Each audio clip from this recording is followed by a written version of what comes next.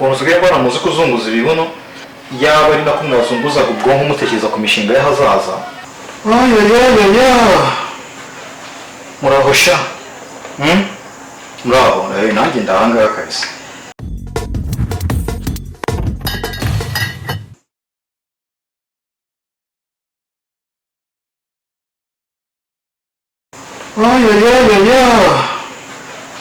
Muraho sha muraho nanjye ndahangaha kabisa.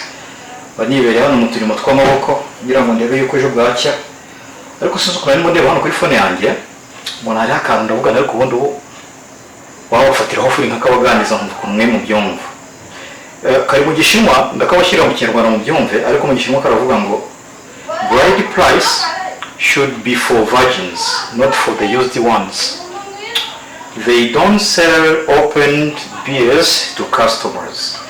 Tugerageje kugakura mu Gishinwa twagashyira mu Kinyarwanda karavuga ngo inkwano, ndizera buri wese hano azi ikintu bita inkwano cyo bisobanuye. Ni nka cyangwa se bitaba ari nka kwa ari amafaranga nka hano mu mujyi wa Kigali cyangwa se mu yindi mijyi, aho bitaba byoroshye ko wabasha kubona ahantu wororera inka twita tuzivunja mu mafaranga.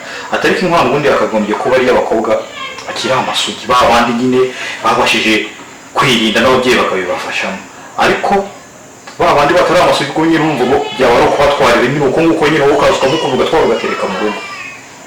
Bitekerejeho nkurikije n'akandi kantu bangejeje hano munsi bavuga ngo they don't sell open beers to customers. Mu Kinyarwanda bivuga ngo no mu kabari ubundi hariya ntabwo bajya bagurisha inzoga babanje gusomaho ngo bazigurishe ku bakiriya. Kirazira hamwe niyo waba wasinze bingana gute ntabwo bayikuzanira ngo uzayinywe. None niba umusinzi bamwubaha gutyo, kubera iki umusore wabashije gukorera udufaranga tw'agaturundarunda mushaka ko dufata akatubaho mutarabashije kurera abakobwa banyu neza nabo ngo bicunge barinde bagira mu rugo ibyo bintu bariye bajye kubirira mu rugo nyine agaseke bagapfundure bageze mu kwabo. Ariko ntisubije ubwenge inyuma nsanga ndi umuntu w'umugabo w'umuntu w'umupapa w'umubyeyi ndimo ndabaganiriza nk'umubyeyi by the way. Sisi n'abibwiye ni Pastor Doctor usanga umuntu wanditse kano kantu ni ikigoryi karite ya mbere kabisa. Umukobwa hava akagera aba ari isugi aba atari isugi, igihe wiyemeje kumugira umugore uba ugomba kumukwa. Nicyo cyubahiro cyawe nk'umugabo muri famiye y'uwo mukobwa, yaba ari isugi yaba atari isugi upfa kuba waramukunze ukemeza kumugira umugore ugomba kumukwa. Yaba ari isugi yaba atari isugi ko ntangiye kumva se oya, ariko nibyo ugomba kumukwa. Uyu banza atari ngewe uri muravuga ndumva. Reka mbanza no ku cyayi ndumva umwe cyashize. Amaze no ku cyayi nze tubiganireho neza.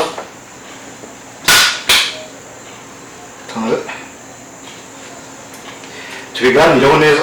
Marimo no mu cyayi. Iyi ntabwo ari inzoga. Iki ngiki ni icyayi cy'abapapa. Niko yakunda kundi icyayi gishyushye n'impamvu usanga mbanza kugasuka mu gikombe. Karampanye. Mujye mu cyayi nta muntu w'umupapa kunywa ibintu bishyushye, twe twimera icyayi cy'abapapa. Iki ngiki icyayi cy'abapapa. Nimugabo inzoga mu babyeyi ni inzoga nimbi. Sita umuntu adatekereza. Mansome ku cyayi.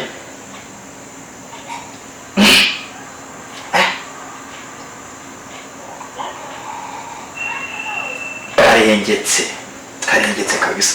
Ndimo ndababwira ngo umukobwa hava akagera, nababwira ko byagomba kugenda gute. Umukobwa hava akagera ugomba oya somye ku cyayi numva se ibyo navugaga. Wadi ubuse nta inzoga ibyo uvuga nyuma y'iki cyayi ntabwo ari buze kuba ari njye uri kubivuga. Bimwe navuga mbere mu biha agaciro, ariko niba mareke mbivuge nubwo ndi kumva atari njye nta inzoga. Mu byumve nyine nkanjye ariko utari gukoreshwa nanjye wo mwimbere. Nimba wa mubyeyi we warananiwe kurera umukobwa wawe nk'uko bacu batureze kera bakarera abashiki bacu nabo bari bararezwe n'abandi babyeyi babo bakazajya bajya mu rugo nyine ari umukobwa uvuga ati nawe wanamutwara uti ntwaye umukobwa ni njye uramugira umugore. urumva ko umuntu wamureze wareze uwo mwana ajya kumva yarakwirishimye nk'umubyeyi. Ariko kwanza yitonze tunakugarukiye kwanza nayo yayo birahindutse, kubabwira neza birahindutse. Reka mbanze ndasomere. None se uzi ko namweho nkibagirwa ko ngomba no gukora akazi. Reka mbanze mba ndi mu turimo tw'amaboko n'ubwonko hano nabibabwiye, umutwe n'amaboko, ubundi dukomeze. Umubyeyi wananiwe kurera umwana we, ugasanga arimo arasakuza ngo umwana wanjye uzamuka miliyoni 3, umwana wanjye uzamuka miliyoni 2. Uwo mwana we bakwizo miliyoni ko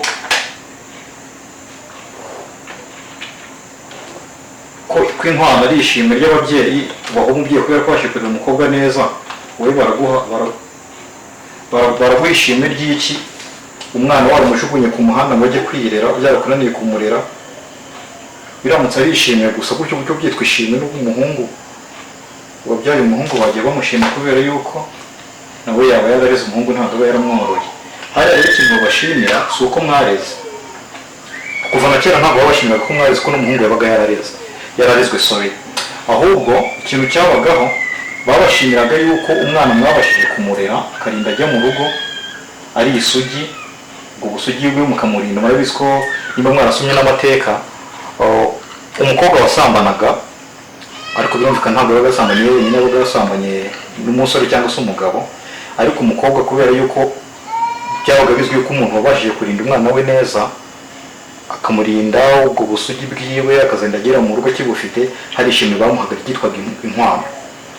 Rero iyo umukobwa yasambanaga bamwitaga no kumuroha, bamujyanaga ahantu ku kirwa bakamuroha mu mazi gutya akagenda. None iki gihe byarihinduranyije, ababyeyi akazi dukora ubu ngubu ni ukubyara gusa. Ubu ngo twagiye mu kazi, ngo twabaye bize, ngo isi ngo yaraducanze. Isi nta gihe itazaducanga, ariko ntibizatubuze kurera abana bacu neza. Ubu rero nari ndimo ndakubaza ngo kw'inkwano ari ishimwe ry'uko umuntu yabaga yareze umwana we neza, akamurinda ibishuko, kugeza ubwo yarindaga ajya ku mugabo ari isugi. Wowe nyagupfa we, urashaka yuko uhemberwa ko wakoze iki? Urahemberwa ko urahabwa inkwano y'uwo mukobwa wawe ko wakoze iki? Kandi byarakunaniye, umwana akarinda ajya mu rugo zenda kugira mu ijana inkingo. Ntitwirengagize ko ari umukobwa yagakwiye agaciro ke nk'umukobwa, ariko ntitwibaza kujya mu rugo ni byiza, buriya kugira urugo biraryoha iyo ugeze umwana ukaguhiya. Ariko se ntawe nk'umubyeyi ushaka ishimwe ryo kuba yareze uwo mwana, kandi ubizi neza ko umwana wananiwe kumwitaho ngo uri mu kazi, umwana akakubwira ati, umwana w'inyamirambo ni urugero, ngo yabonye akazi Kimironko, kandi wenda kuva Kimironko,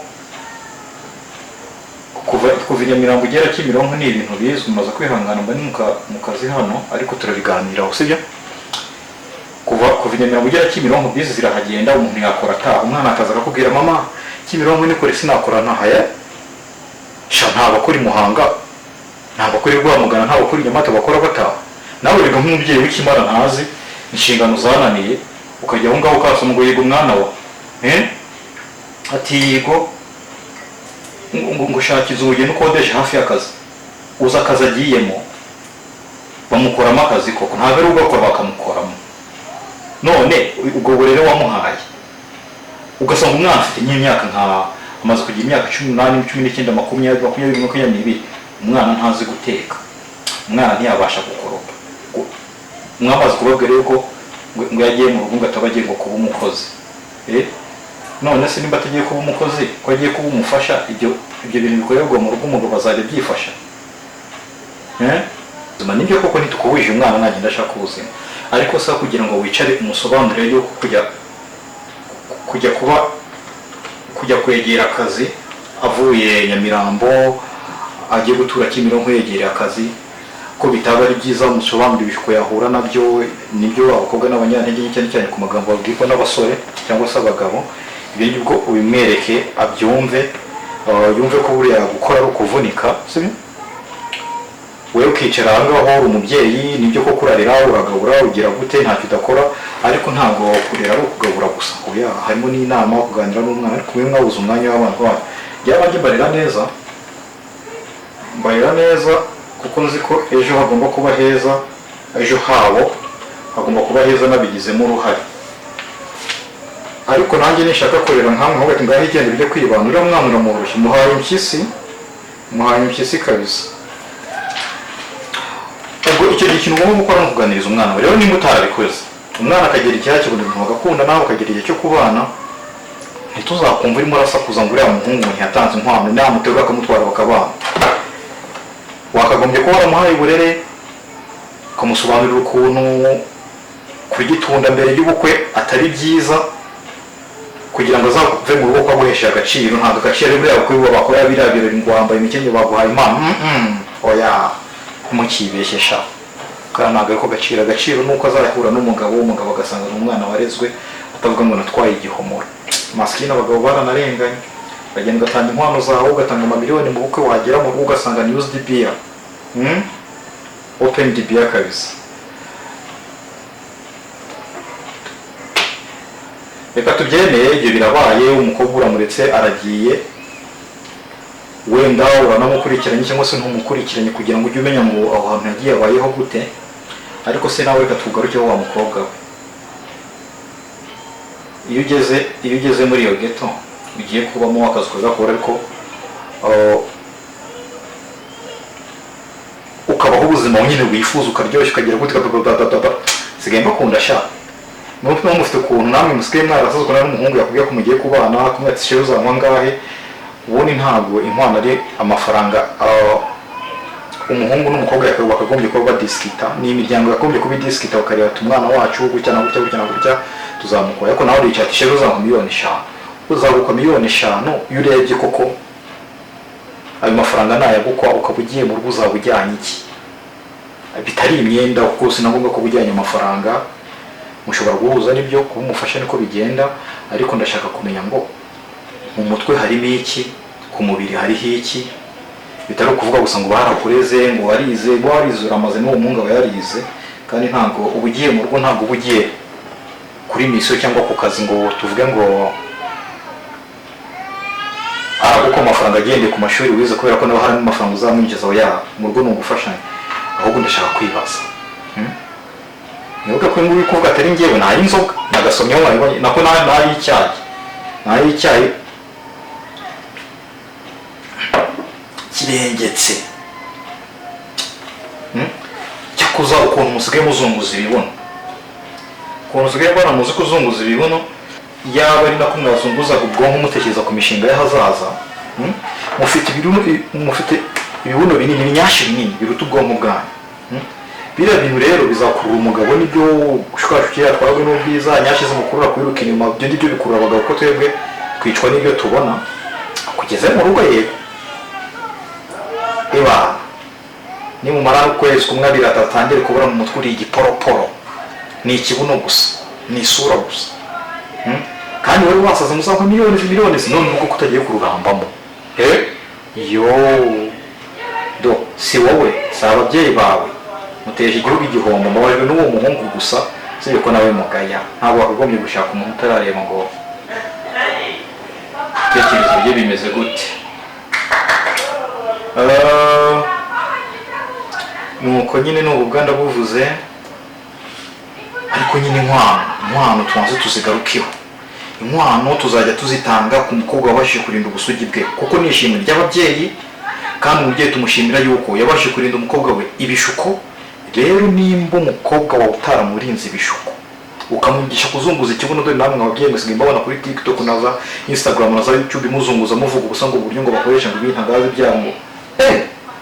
None ngo tuza ngo tubakwere umwana wanyu, tugiye kujya tumukora uko tubona yuko mwamurinze. Twebwe ntabwo muzajya mutuzanira abakobwa barangiye, nimurangiza ngo mutegeke amafaranga tugomba kubako.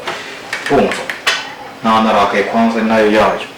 Ngiye banje Pastor Dog ibingi mu rusengero ko sinabyigisha, kubera ko bari mu mwuka wera muri iki gihe byarangiye badatuye. Bisaba mu rusengero muri iyi minsi tubabwira ibintu bashaka kumva, ntabwo tuzongera kuvuga kuri nzajya mubabwirira hano, nzajya babwirira hano kuri babwire ngo ibyo bintu mukora ntabwo ari byo. Umwana mwigishije kuzunguza ikibuno, mukamwigisha kwitukuza, mukamwigisha kubarika inzara ku zindi, mukamwigisha gutereka imisatsi ku yindi, mukamwigisha kuzenguruka mu bagabo. Nimumwigishe kuba Imana, nimumwigishe kurinda ubusugi bwe, mugashaka finali ngo tumukwe miliyoni zingahe. bahungu banjye ndababujije. Ibi ngibi bibagiriyemo inama nka Pastor Doggy ko umukobwa utari isugi mutagomba kujyamo mukwa, ndababujije. Kandi ni umwanzuro w'inama, sibyo? Tubyumvikane. Hanyuma rero mureke maze nikomereza akazi, ejo tuzasubira mbaganiriza n'ibindi. Twifite topic twishwe kubaganiriza nabonye mwaratanye.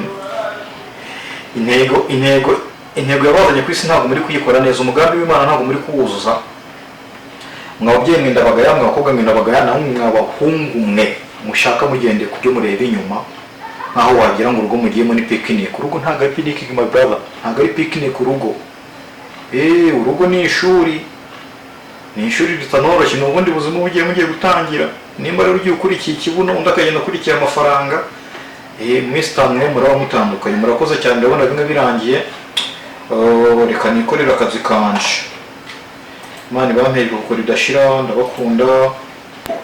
See you.